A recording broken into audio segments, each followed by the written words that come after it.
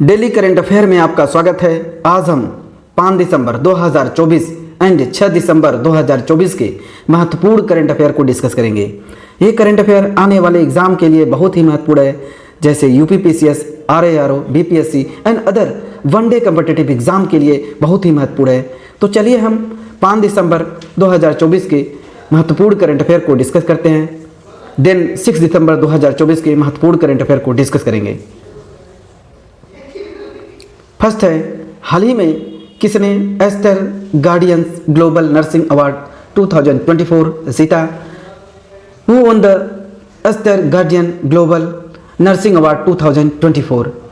Answer B, Maria Victoria Juan. Maria Victoria Juan अभी Aster Guardians Global Nursing Award 2024 जीत लिया है। And International Nursing Day 12 मई को मनाया जाता है। जो नर्स मारिया विक्टोरिया हैं, जुआन को Aster Guardian Global Nursing Award 2024 से सम्मानित किया गया है। वो फिलीपींस की रहने वाली हैं और उनका टोटल समर्पण, उनका योगदान रहा है आर्मी, स्वास्थ्य सेवाओं और फिलीपींस की जो सशस्त्र सेनाओं में उनका बहुत ज़्यादा योगदान रहा है। तो Aster Guardian Global Nursing Award, जिसे 2021 में लॉन्च किया गया था, उद्देश्य इसका है कि नर्सों को सम्मानित करना है जिन्होंने स्वास्थ्य सेवा में असाधारण नेतृत्व एंड नवाचार और योगदान का प्रदर्शन किया है।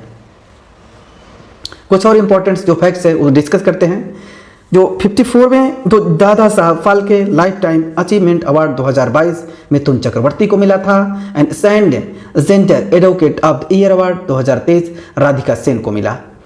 एंड शाह पुरस्कार जो पूर्व का जो नोबल माना जाता है, श्रीनिवास आर कुलकर्णी को मिला है।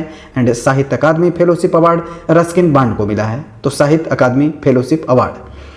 एंड ट्यूरिंग पुरस्कार 2023 कंप्यूटिंग का जो नोबेल पुरस्कार कहा जाता है, तो वो अभी विट्सन को मिला है। एंड अंतर्राष्ट्रीय बुकर पुरस्कार 2024 जेनी एरपेनबेक को। जो विटली गोल्ड वार जो है कि ग्रीन ऑस्कर में माना जाता है। ऑस्कर 2024 पूर्णिमा देवी बर्मन असम की रहने वाली। 2024 का जो लच्छू महाराज पुरस्कार पंडित राजेंद्र गंगानाई। एंड गोल्डमैन पर्यावरण पुरस्कार 2024 आलोक शुक्ला। एंड जो लता दीनानाथ मंगेशकर पुरस्कार 2024 अमिताभ बच्चन। आर्यभट्ट पुरस्कार पौलुरी सुब्बाराव। एंड एबल पुरस्कार जो गणित का नोबेल पुरस्कार माना जाता है, माइकल टलंग्रांड। नेक्स्ट है, हाल ही में इसरो किसको प्रोबा 3 मिशन को लॉन्च करेगा? ISRO will launch whose Proba 3 mission? Answer है ESA। ये आंध्र प्रदेश के श्रीहरिकोटा से लॉन्च होगा। एंड इसका मिशन है 2 स्वतंत्र उपग्रहों के बीच सटीक समन्वय स्थापित करके कृत्रिम ग्रहण बनाना है। जो यह क्षमता वैज्ञानिकों के सूर्य की जो कोरोना का निरीक्षण करने में सक्षम बनाएगी, जो आमतौर पर सूर्य की तीव्रता के चमक के कारण अस्पष्ट क्षेत्र होता है। एंड यह दुनिया का पहला मिशन है जिसे 2 अंतरिक्ष यान शामिल है। एंड कोरोनाग्राफ जो स्पेस क्राफ्ट और आकुलेट स्पेस क्राफ्ट, दोनों स्पेस क्राफ्ट को एक साथ लॉन्च किया जाएगा। इसरो इससे पहले 2 प्रोबा मिशन लॉन्च कर चुका है और दोनों मिशन सफल रहे हैं। तो इसरो की स्थापना 1969 में हुई थी, 69 में। एंड हेडक्वार्टर बेंगलुरु में है। चेयरमैन S सोमनाथ हैं। एंड जो रॉकेट मैन ऑफ इंडिया के सिवान। इनका मोटो है space technology in service of humankind. International जो aeronautical federation world space award S Somnath and KPP Nambiar पुरस्कार।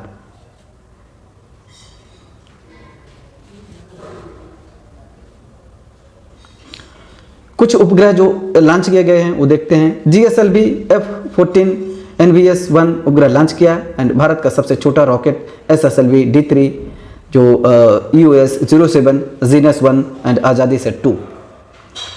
तो मुनाल उपग्रह नेपाल इसे इसरो लॉन्च करेगा। अभी जो मुनाल उपग्रह है नेपाल का, जो इसे इसरो लॉन्च करेगा। नेक्स्ट है, हाल ही में men's hockey junior Asia Cup 2024 का खिताब किसने जीता है? Who won the title of men's hockey junior Asia Cup 2024? Answer B, India. India ने अभी मेंस हॉकी जूनियर जो एशिया कप 2024 का खिताब है वो इंडिया ने जीता है। जो mains hockey junior Asia Cup 2024 इसका 10वां एडिशन था। 26 नवंबर से लेकर 4 दिसंबर तक चला। एंड ये ओमान के मस्कट में हुआ और इंडिया जो विजेता रही है और पाकिस्तान जो उप विजेता रही है। एंड फर्स्ट जो हुआ था 1988 में पाकिस्तान एंड साउथ कोरिया के साथ में। कुछ और इम्पोर्टेंट फैक्ट देखते हैं। जो सुल्तान अजलाओ शाह ट्रॉफी जो मलेशिया में जो जापान एंड पाकिस्तान के बीच हुआ, जापान इस पे विनर रहा है। FIH hockey 5th women world cup जो मस्कट में हुआ, नीदरलैंड इसमें विनर रहा है, इंडिया इसमें जो है कि उप विनर। एंड FIH हॉकी जो 5th मेन वर्ल्ड कप है मस्कट में हुआ, नीदरलैंड और मलेशिया भी नीदरलैंड जीता है। एंड एशियन जो गेम्स है 19th मेंस जो टीम है गोल्ड है। एंड भारतीय पुरुष हॉकी टीम कोच जो है क्रेग फुलटन जो साउथ अफ्रीका के हैं। भारतीय महिला हॉकी टीम के कोच हैं Harendra Singh. And Raebareli hockey stadium का नाम है रानी रामपाल। एंड भारत का सबसे बड़ा hockey stadium Odisha Birsa Munda. And Mohali hockey stadium Balbir Singh senior. And जो 8वीं एशियाई पुरुष हॉकी चैंपियनशिप ट्रॉफी 2024 कहाँ होगी? चीन के हुलनबुई में, इंडिया इसमें जो विजेता है चाइना में। एंड नवंबर 2024 8वीं महिला एशियाई हॉकी चैंपियनशिप ट्रॉफी प्रतियोगिता 2024 बिहार राजगीर। जो FIH की जो स्थापना 1924 में हुई थी, जो इसके हेडक्वार्टर हैं जो लुसाने स्विट्जरलैंड एंड हेड हैं मोहम्मद तैयब इकराम। 1928 में भारत FIH का सदस्य बनने वाला पहला एशियाई देश बना है। एंड हॉकी इंडिया जो अध्यक्ष हैं दिलीप तिर्की हैं, जो एशियन हॉकी फेडरेशन है और हेडक्वार्टर इसका है कुआलालंपुर मलेशिया। तो हॉकी कप एंड ट्रॉफी के बारे में देखते हैं। इसमें जो हॉकी में दिया जाता है Azlan Shah Cup and Aga Khan Cup, Dhyanchand Cup and Rangaswamy Cup and Scindia Cup, Ranjit Singh Cup and Beighton Cup, Indira Cup. कई बार एग्जाम में पूछा जाता है कि ये किससे संबंधित है। नेक्स्ट है, हाल ही में भारत का पहला वर्टिकल लिफ्ट रेल ब्रिज किस राज्य में बनाया गया है? In which state is India first vertical lift rail bridge build? Answer है तमिलनाडु। तमिलनाडु में अभी वर्टिकल लिफ्ट रेल ब्रिज अभी बनाया गया है तमिलनाडु में। भारत की मुख्य भूमि को रामेश्वर द्वीप से जोड़ने वाला जो भारत का पहला वर्टिकल लिफ्ट समुद्री rail bridge new Pamban bridge या एंड पंबन 2.0 बनकर तैयार हो गया है। यह वर्टिकल जो लिफ्ट रेल ब्रिज है जिसका बीच वाला हिस्सा ऊपर उठाया जा सकता है, यह तमिलनाडु के मंडपम को रामेश्वर से जोड़ता है। इसे जो RVNL रेलवे विकास निगम लिमिटेड ने बनाया है। लंबाई 2.07 किलोमीटर है और 550 करोड़ रुपए की लागत से बना है। कुछ और इंपॉर्टेंट फैक्ट्स देखते हैं। जो भारत का सबसे ऊंचा सबसे लंबा डबल डेकर जो पुल है कहाँ बना? नागपुर में। भारत का पहला केबल रेल पुल अजी खड्ड पुल जो जम्मू कश्मीर में। एंड भारत का सबसे लंबा नदी पुल जो है डॉक्टर भूपेन हजारिका या डोला सदिया ब्रिज जो असम 9.15 किलोमीटर, यह असम और अरुणाचल प्रदेश को जोड़ता है। दुनिया का सबसे लंबा कांच का पुल जो है Vietnam White Dragon 632 metre. And Bharat का सबसे बड़ा स्काई पुल तमिलनाडु 570 मीटर। दुनिया का सबसे ऊंचा जो ब्रिज है बन रहा है जम्मू कश्मीर में, यह एक रेल ब्रिज है जो चेनाब नदी के ऊपर 359 मीटर ऊंचाई और लंबाई 1315 मीटर। दुनिया का सबसे लंबा प्लेटफार्म कर्नाटक के हुबली रेलवे स्टेशन में। एंड देश का सबसे लंबा सी ब्रिज अटल सेतु लंबाई 21.8 किलोमीटर। PM मोदी ने जम्मू में भारत की सबसे लंबी रेलवे सुरंग का उद्घाटन किया। एंड उसका जो भारत की सबसे लंबी जो रोड टनल है चेनानी नासरी सुरंग डॉक्टर श्यामा प्रसाद मुखर्जी जो 9.2 किलोमीटर।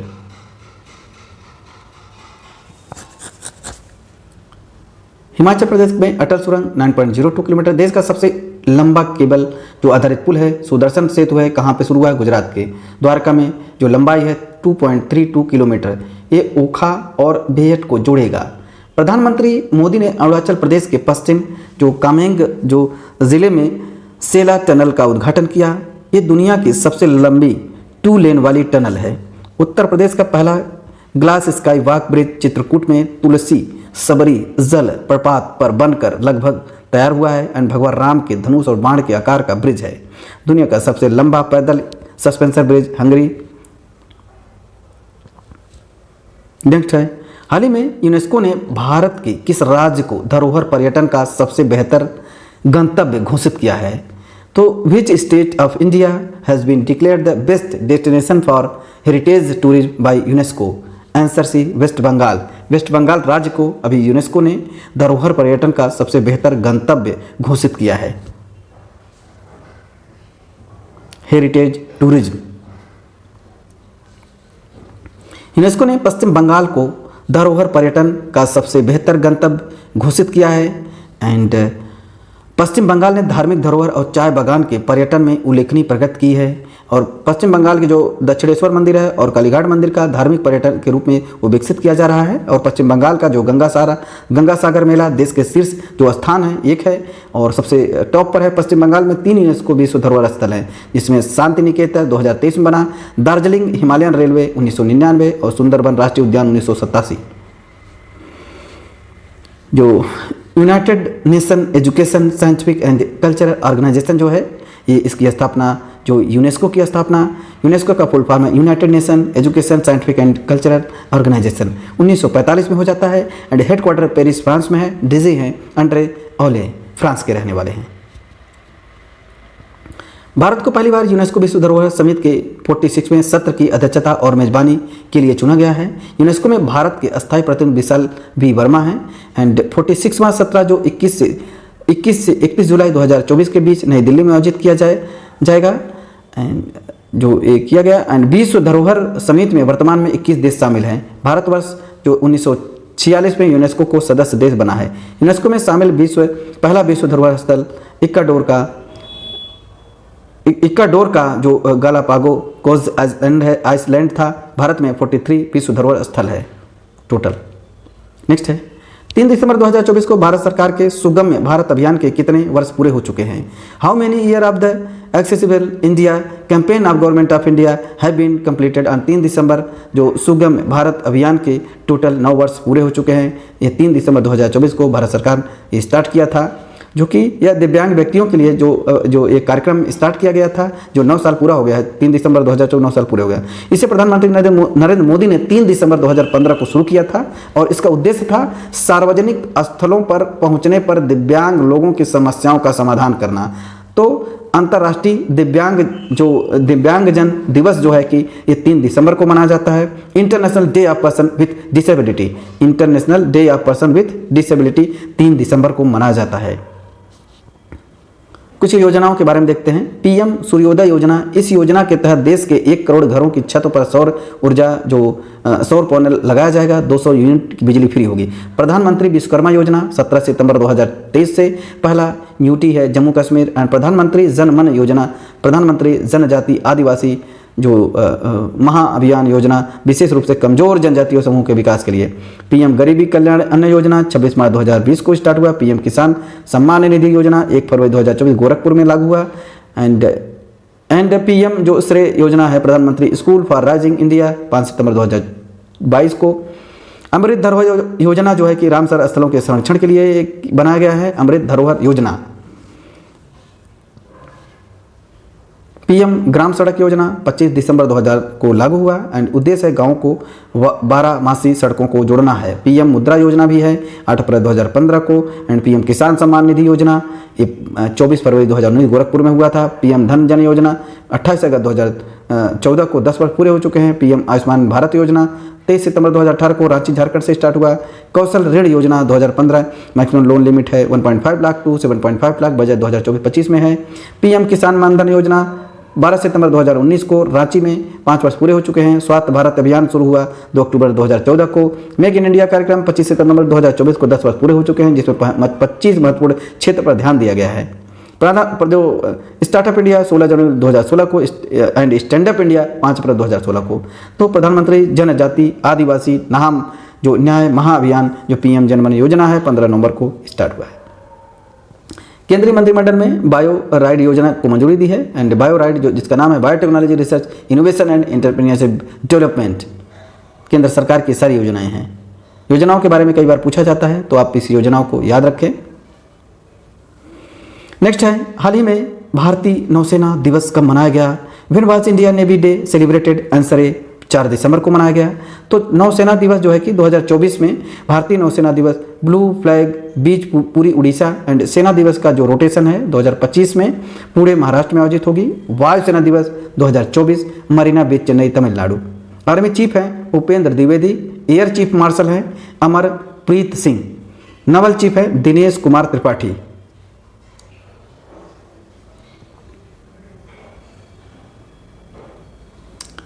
हर साल 4 दिसंबर को भारतीय नौसेना दिवस के रूप में मनाया जाता है। 4 दिसंबर जो 1971 को नौसेना ने ऑपरेशन ट्राइडेंट के जरिए पाकिस्तान को करारा जवाब दिया था एंड जिससे भारतीय सेना की जीत हुई थी। 4 दिसंबर को नौसेना दिवस के रूप में मनाया जाता है। नेक्स्ट है, हाल ही में जारी रिपोर्ट के अनुसार दुनिया में मोबाइल मैलवेयर जो हमले के प्रमुख लक्ष्य के रूप में किस देश की पहचान की गई है? भारत को। तो according to the release report which country has been identified as the major target of mobile malware attack in the world? Answer C, India को।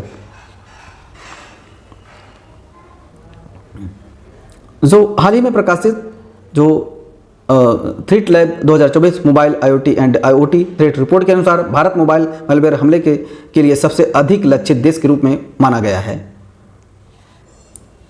यहाँ पे भारत में जो साइबर सुरक्षा है जिसका नाम है सूचना प्रौद्योगिकी अधिनियम 2000 एंड साइबर सुरक्षा घटनाओं में निपटने के लिए 2 नोडल एजेंसी बनी है, Indian computer emergency response team and establish in January 2004 and union minister of electronics and information technology, उन्हीं के अंडर में आता है। हाल ही में क्रिमिनल कानून को पूरी तरह से लागू करने वाला अभी जो एक भारत का प्रदेश बन गया है, कौन सा बना है? Which has become the first state in India to fully implemented the criminal law? Answer D, Chandigarh. Chandigarh अभी जो क्रिमिनल कानून थे पूरी तरह से लागू करने वाला पहला राज्य बन गया है। जो 3 नए आपराधिक कानून थे 1 जुलाई 2024 को पूरे देश में लागू कर दिया गया, 1 जुलाई 2024 को। तो इसमें है, तीनों कानून का नाम है भारतीय न्याय संहिता, भारतीय नागरिक सुरक्षा और भारतीय साक्ष्य जो अधिनियम है 3 साल के भीतर देश में पूरी तरह से लागू कर दिया जाएगा। नेक्स्ट है, अभी हाल ही में महाराष्ट्र के जो नए मुख्यमंत्री के रूप में कौन शपथ लेगा? Answer B, who will take the oath of new chief minister of Maharashtra? Devendra Fadnavis. तो महाराष्ट्र के जो मुख्यमंत्री है देवेंद्र फडणवीस अभी ये शपथ लेंगे। तो देवेंद्र फडणवीस महाराष्ट्र के अगले मुख्यमंत्री होंगे। फडणवीस ने 4 दिसंबर को शिवसेना नेता एकनाथ शिंदे, एनसीपी लीडर अजित पवार के साथ राज्यपाल सीपी राधाकृष्णन के सामने सरकार बनाने का दावा पेश किया था। 230 सीटों से इन्होंने जीत हासिल किया था, जिसमें 132 जो भाजपा का और शिवसेना का एकनाथ शिंदे, 57 एनसीपी जो अजित पवार हैं 41 सीटें जीती हैं। टोटल महाराष्ट्र की जो विधानसभा की सीटें हैं 288 हैं। 20 नवंबर को वोटिंग हुई थी। Ajit Pawar and Eknath Shinde deputy CM बनेंगे।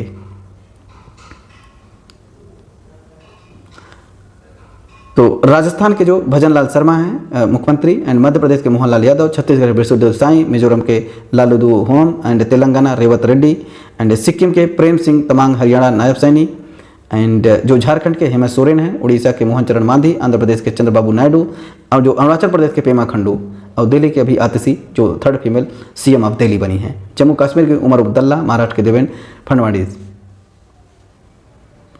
अब 6 दिसंबर के करंट अफेयर को देखते हैं। हाल ही में प्रतिष्ठित टर्नर पुरस्कार से सम्मानित किया गया। Who was awarded the prestigious Turner prize? Answer C, Jasleen Kaur. Jasleen Kaur को प्रतिष्ठित टर्नर पुरस्कार से सम्मानित किया गया है। ये ब्रिटेन की रहने वाली है। टर्नर पुरस्कार इस बार ग्लासगो में जन्मी भारत की रहने वाली हैं और ये कलाकार हैं जसलीन कौर को मिला है। 4 दिसंबर को एक समारोह में जो प्रदर्शनी है अल्टर के लिए उन्हें 26.84 लाख रुपए का पुरस्कार दिया गया है। और टर्नर पुरस्कार जो कि 1984 में स्थापित किया गया था और यह पुरस्कार हर साल किसी ब्रिटिश कलाकार को दिया जाता है। जो ब्रिटिश भारतीय मूर्तिकार अनीस कपूर को भी यह मिल चुका है। नेक्स्ट है, हाल ही में आरबीआई ने यूपीआई लाइट वैलेट की सीमा को बढ़ाकर कितना कर दिया है? Answer D, 5000 rupees. तो how much the RBI increase the limit of UPI lite wallet? 5000 rupees. RBI की जो स्थापना है 1 अप्रैल 1935 को हुआ था। हेडक्वार्टर मुंबई में है। यंग हिल्टन आयोग के द्वारा रिजर्व बैंक ऑफ इंडिया की स्थापना की गई थी। जो नेशनलाइजेशन जो हुआ था 1 जनवरी 1949 को हो गया था। गवर्नर शक्तिकांत दास हैं इस समय 25 नंबर के। फर्स्ट जो ब्रिटिश गवर्नर थे sir Osborne Smith and Indian governor CD Deshmukh थे। नेक्स्ट है, हाल ही में विश्व मृदा दिवस कब मनाया गया?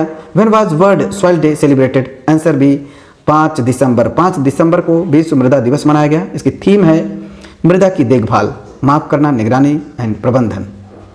एंड 5 दिसंबर को ही अंतर्राष्ट्रीय स्वयंसेवक दिवस मनाया जाता है। 1 दिसंबर को वर्ल्ड्स एड डे मनाया गया एंड 2 दिसंबर को विश्व कंप्यूटर साक्षरता दिवस एंड 2 दिसंबर को ही जो अंतर्राष्ट्रीय गुलामी उन्मूलन दिवस। 3 दिसंबर को अंतर्राष्ट्रीय दिव्यांग जन दिवस मनाया, international day of person with disability. 4 दिसंबर को भारतीय नौसेना तो इंडियन नेवल डे मनाया जाता है। नेक्स्ट है हाल ही में नामीबिया देश की पहली महिला राष्ट्रपति कौन बनी है? वो has become the first women president of जो नामीबिया की अभी जो प्रेसिडेंट है फर्स्ट बनी है।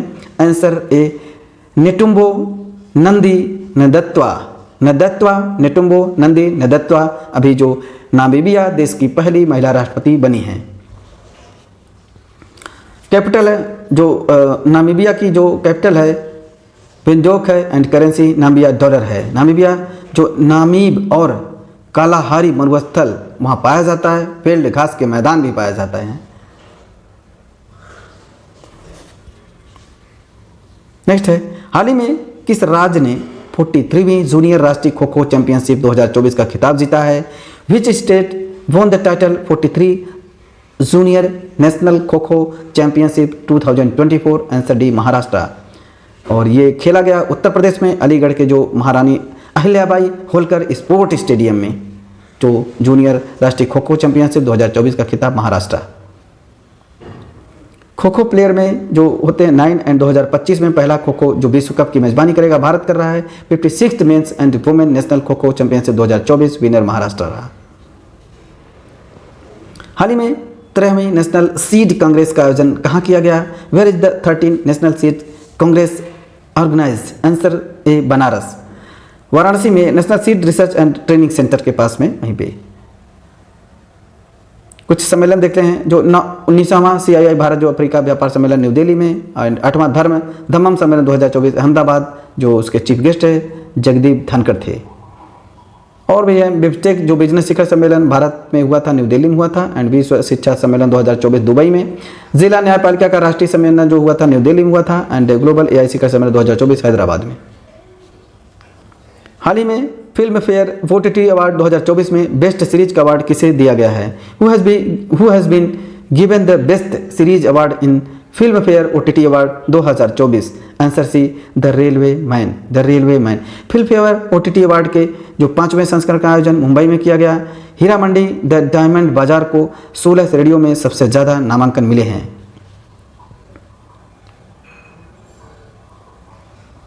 नेक्स्ट है हाल ही में किस राज्य में एमिगोंग फेस्टिवल 2024 का आयोजन किया गया? इन विच स्टेट एमिगोंग festival 2024 was organize? Answer B Meghalaya. ये मेघालय में। थीम है इसकी परंपराओं की गूंज, उद्देश्य राज्य की संस्कृति को बढ़ावा देना। मेघालय की जो राजधानी है शिलांग है, वहाँ के CM हैं कोनराड संगमा, गवर्नर हैं CH विजय शंकर। भारत का 100वां स्मार्ट सिटी शिलांग ही बना है। और वहाँ कुछ फेस्टिवल होते हैं, cherry blossom festival and Wangala festival and Garo Khasi जनजातियाँ वहाँ रहती हैं।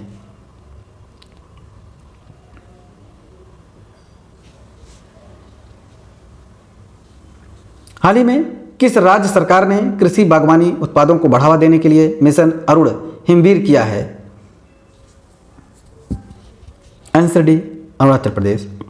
विच state government has launch mission Arun Himveer to promote agriculture horticulture producer? Arunachal Pradesh. ये जो मिशन है मिशन अरुण हिमवीर, ये अरुणाचल प्रदेश में लॉन्च किया गया है। अरुणाचल प्रदेश जो सरकार ने Arunachal Pradesh government has launch mission Arun Himveer to promote agriculture horticulture producer. Objective है इसका linking local farmer and producer to make market and जो generating their income.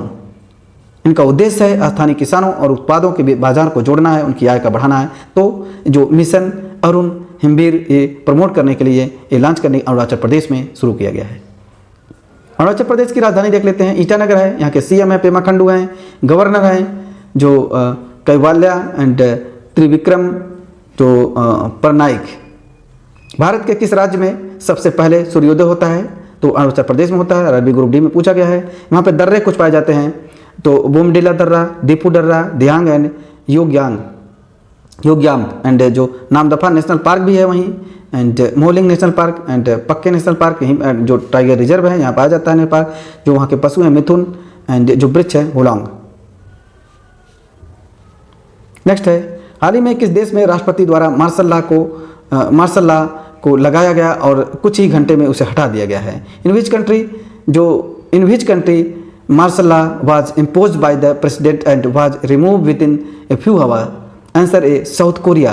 South Korea में अभी जो राष्ट्रपति द्वारा मार्शल लॉ को लगाया गया था और कुछ ही घंटों में हटा दिया गया, साउथ कोरिया। जो मार्शल लॉ मीन्स होता है सस्पेंडिंग द कंट्री जो constitution of the country and replacing civilian rule with the military rule in which all the work come in the hand of army. Martial law का मतलब होता है देश के संविधान को निलंबित करना और नागरिक शासन को सैन्य शासन द्वारा प्रतिस्थापित कर देना, और इसमें आर्मी के हाथों में सारा कामकाज दे देना है। भारत में 1975 में भी इंदिरा गांधी के शासनकाल में ये लगाया गया था, जो मार्शल लॉ है ये लगाया गया था एंड सिविलियन रूल में। तो 1975 में Indira Gandhi declare national emergency all over India on the basis of internal जो डिस्टर्बेंस। भारत में भी 1975 में लगाया गया था। साउथ कोरिया की जो कैपिटल है सियोल है, करेंसी वहाँ साउथ कोरियन वोन है एंड प्रेसिडेंट यू सुक बोल। जो south Korea and north Korea को जो डिवाइड करने वाली एक लाइन है कहते हैं 33 parallel line, and space agency KASA है वहाँ की।